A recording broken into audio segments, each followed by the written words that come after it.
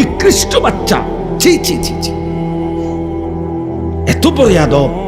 এই বেয়াদব মুসলমানের সমাজে থাকে একদিনও ভাবে না যে আমি এটা যে চুল রাখলাম এটা তো বেঈমানের চুল। আরে তুই মুসলমানের বাচ্চা এরম এরম বোকা হইলি কেন? পাগল, মাতাল, একবারও ভাবলা না কার চুল রাখলা, কার মতো সাজলা?